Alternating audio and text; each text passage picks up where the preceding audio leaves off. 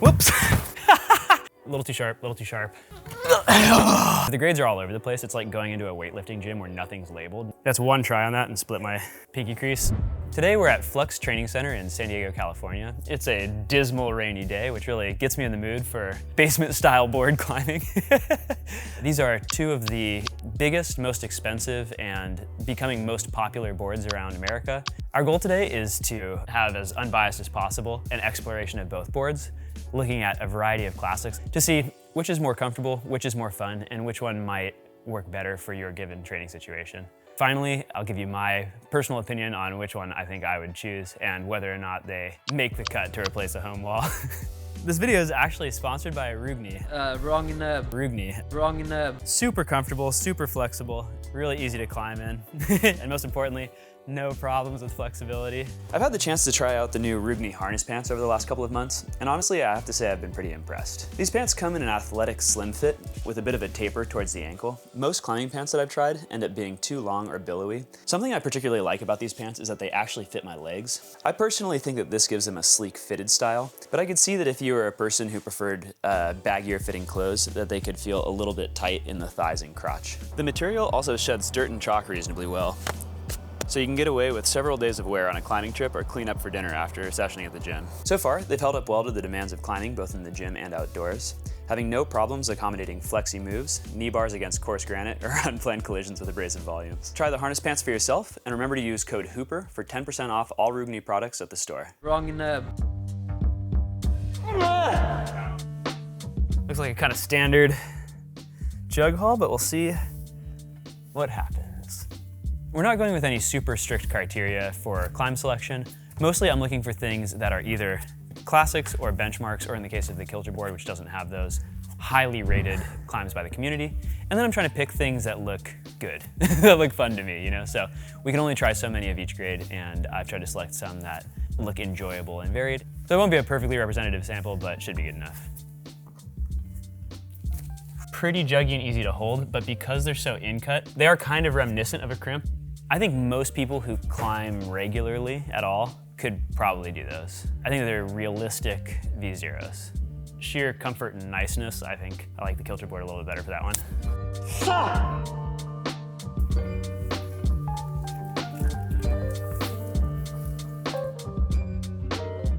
Oh, I've missed a foot again. They're hard to see. Looks kind of like a lot. Let's see.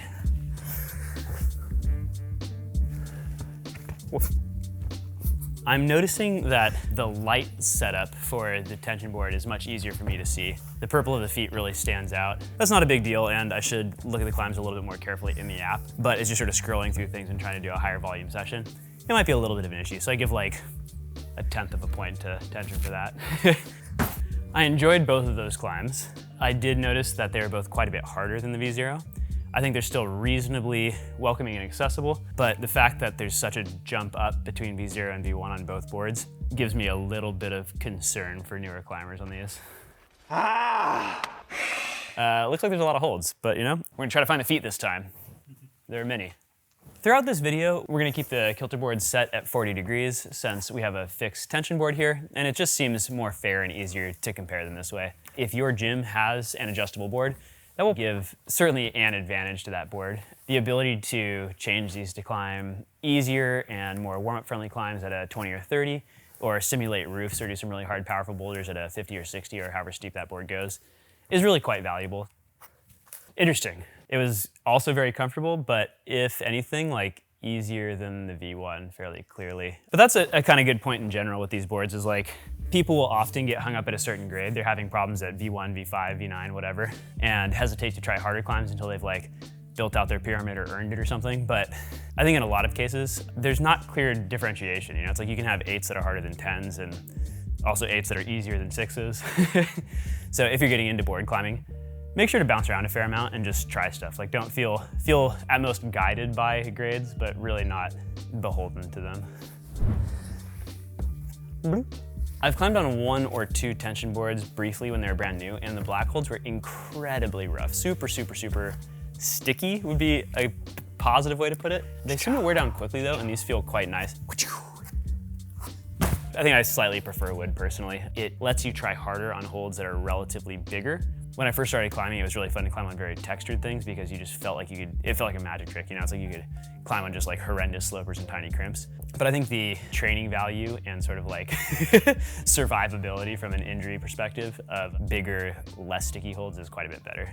I'm gonna be honest, I'm pretty surprised at how similar the grades have felt between the boards so far. I'm quite impressed with both of them so far.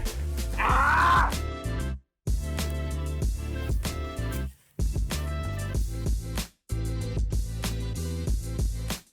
Holds are still pretty juggy, but a little bit rounder.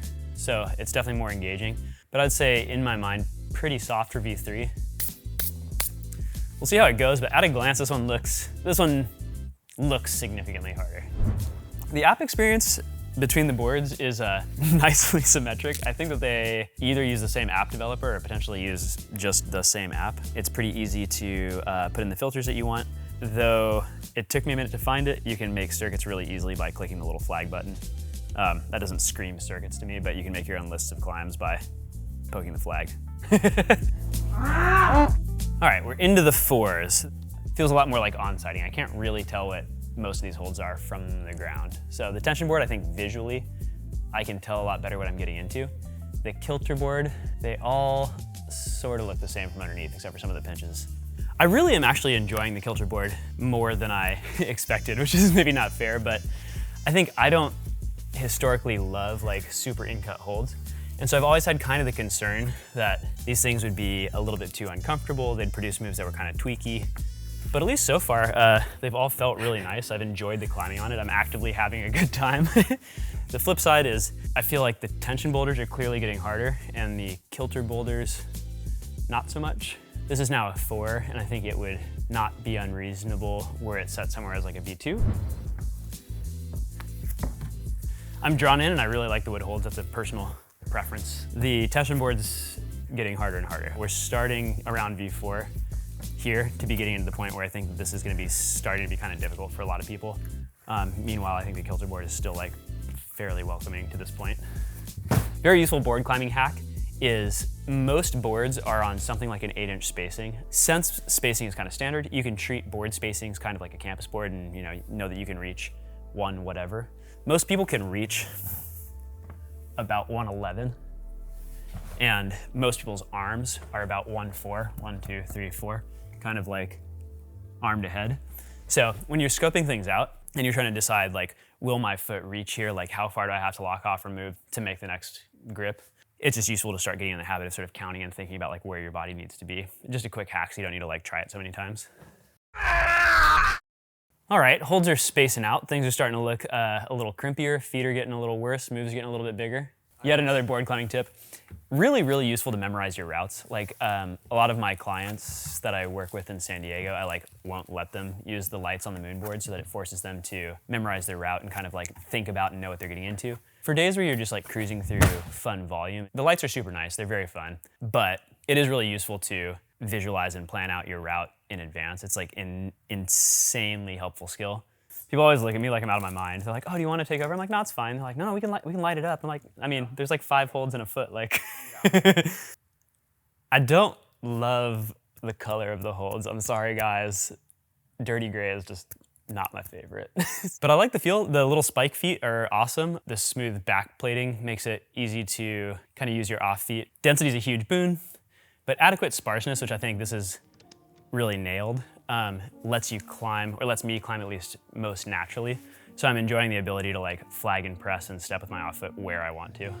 In these grades so far, the Kilter board has felt more of a balance between hand and grip strength and sort of like physical pulling and body tension power. And the tension board seems like it definitely taxes bigger muscles and tension, but I think the crux on most of these so far has been relatively more kind of like hand strength. It's not really a good or bad, it's gonna depend more on your goals. So far, the holds on both boards have been pretty comfortable. I'm gonna say a little bit more in-cut than would be my personal preference, but that's gonna be something that's gonna depend a little bit on the angle of the board.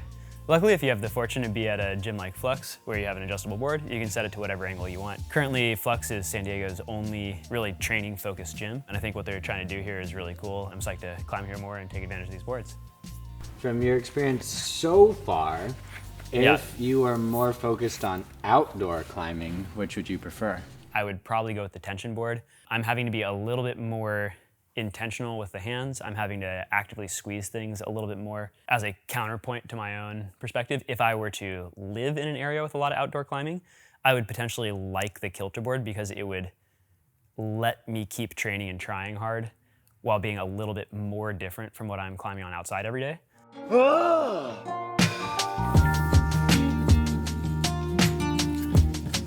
It still kind of feels like V3 or V4. I think these holds are just too good for V6. Even though these are all individually comfortable and they vary a bit, they're all hitting me kind of in the same spot, which is pretty quickly starting to aggravate my skin. It doesn't really matter if a board's a little soft or a little hard. You can just acclimate to that. But if the grades are all over the place, it's like going into a weightlifting gym where nothing's labeled and you're like, I'd really like to bench like whatever, 135, 200 pounds, like, but you know, it's like you don't know if you're putting on like 25s or 45s or like what's happening. So a degree of consistency, even if it's high or low, is kind of important to me. Once again, like this feels pretty V6. The tension board has done a nice job of, I think, each climb, each grade being pretty inarguably harder than the previous one, but also so far, at least the jumps in difficulty, I don't think have been like extreme. This one was the first though that definitely demanded some accuracy and tension, some dynamic movement and power, as well as a variety of styles of grip strength. So the tension board is asking a lot more questions. Meanwhile, the Kilter board is kind of giving options, you know? There's pros and cons to both of those. Moves look bigger, edges are starting to look a little edgy. I like the slopey feet though. Great way for newer intermediate climbers to learn and kind of practice momentum. The holds and feet are forgiving enough to let you kind of experiment and learn that type of movement.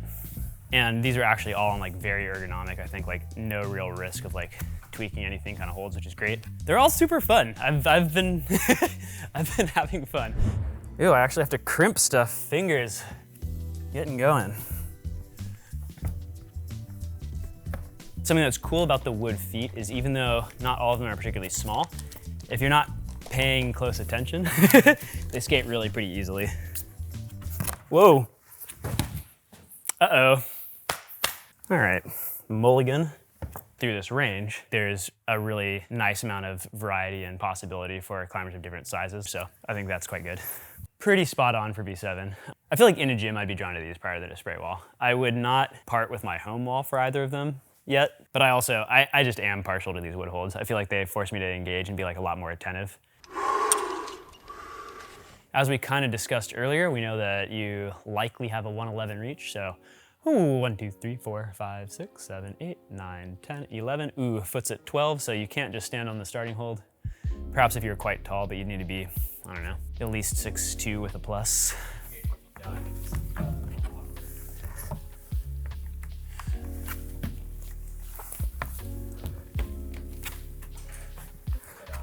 Bam.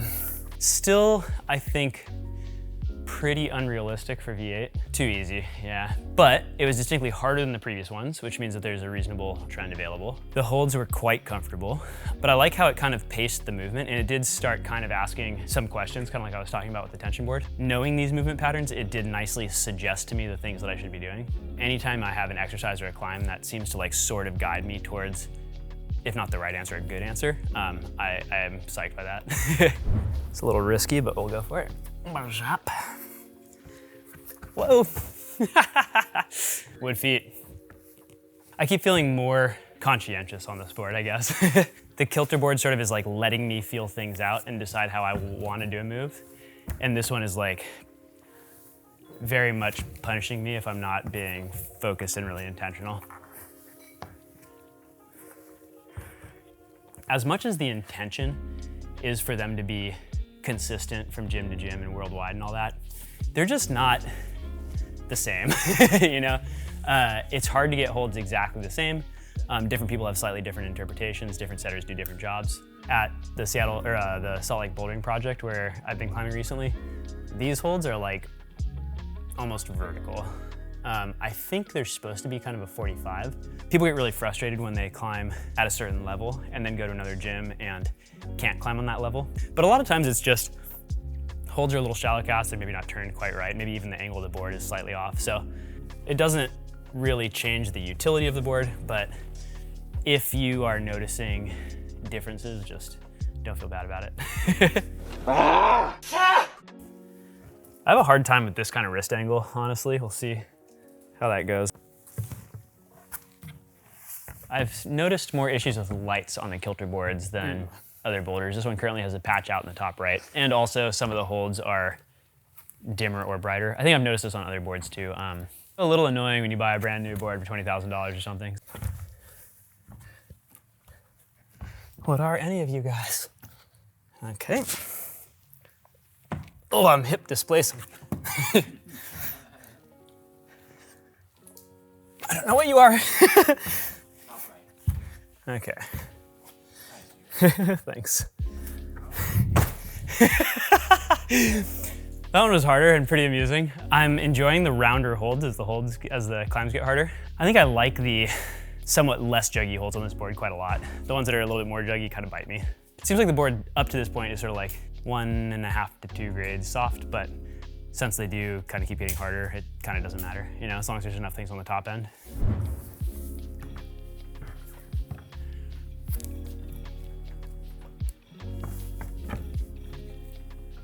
Oh, weird.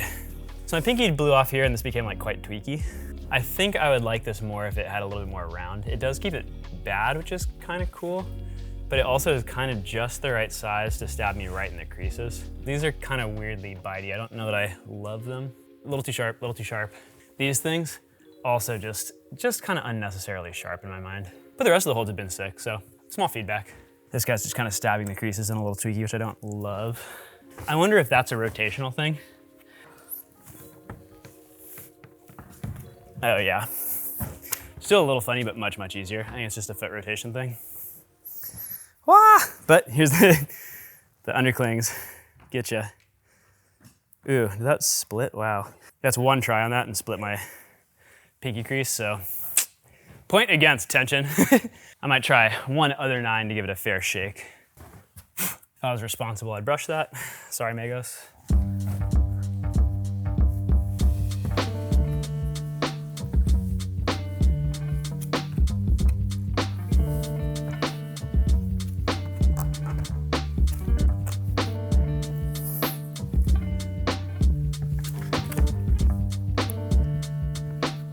Potentially a little soft, but much more comfy than the last one. Compared to the Moonboards. Ooh, if it wasn't for them, these wouldn't exist. The sort of proof of concept wouldn't be there.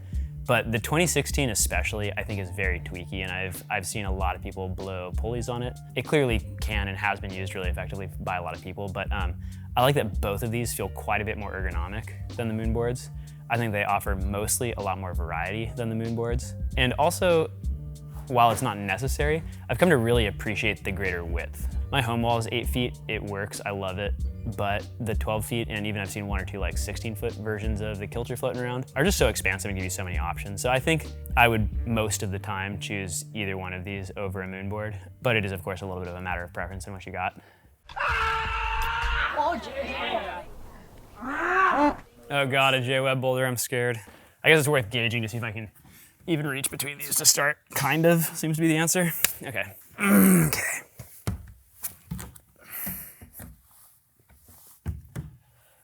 I think I just missed a little bit. It'd be nice if you could heel hook, but it's sort of blocked. Oh my God. Oh, okay, that move's a bit of an issue. Sort of wish I wasn't taped for it. Tension board, will. Bloop, bloop, bloop.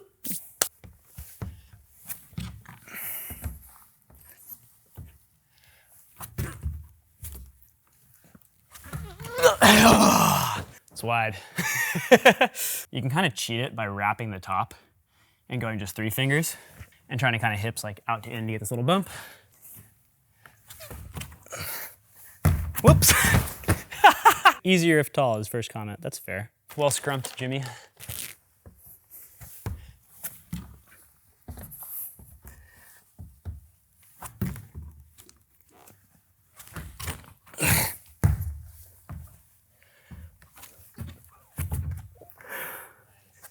Cool. I brushed the holds to start with, but I brushed them a lot more carefully this time. I also really cheated out this hand, so I was almost like 2 fingers and a little helper, which was slightly tweaky, but gave me a little bit more distance. Yeah, that one was a pleasure. That might be my favorite boulder of the session so far.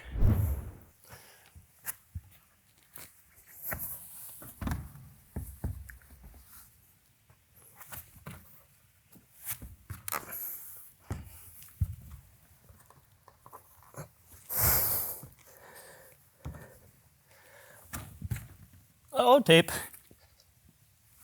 Ear jug. Oh, God. I think I enjoyed the Jimmy Webb boulder more. That one is just, it's just really comfortable somehow. Just like pop, pop, pop. It's hard to not like just smashing around between like juggy slopers.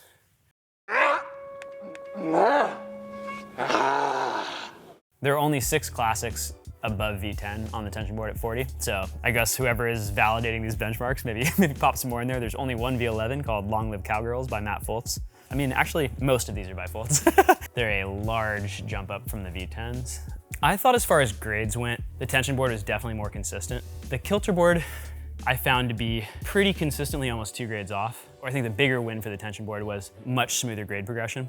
The Kilter board, possibly as a benefit for some climbers, I think had a lot more density in that sort of like 0 to 6, 7 range. I think if you were newer to climbing and were in the sort of like 0 to like maybe even like V8 range, you could probably see similar results over a realistic time frame. If you're starting to get on harder things or you have really lofty ambitions, people who grew up climbing basically only on the tension board are now smashing V17. So in some ways, like, it kind of speaks for itself. So it really depends on which grade band you're in, but I think that the top end of what you're able to accomplish is probably higher on a tension board. Again, assuming that there's no other anything, which is perhaps unrealistic. If I were to just climb on the tension board or something like a tension board, I don't think I would need to fingerboard a ton. I was throughout this whole session actually quite surprised and impressed by the Kilter board. It was a lot more fun than I thought. It added some movement variety, power, and kind of just like big span generation that I think is really good to practice and rehearse, especially with moves that big. It was surprisingly comfortable. Even though I would have to give my vote to the tension board, I am likely to actually probably spend more time myself training on the Kilter board than I have in the past. Other than its atrocious hold color, I really enjoyed climbing on the Kilter board. Which one did you have more fun on overall? My skin kind of hurts, so I like kind of actually had a little more fun on the Kilter board today. They're both sick, but I would never swap either one for my home wall. That's really the thing. It's like, if you have the opportunity to like craft something that exactly fits your needs, no general model is going to do better than that. But at the same time, of the standard boards that are floating around these days, I would definitely choose one of these two. Unless the gym had done a particularly good job, I would also probably choose these over a generic spray wall. But for the objectives of specifically like hard, steep outdoor bouldering, I would bias more towards the tension board too.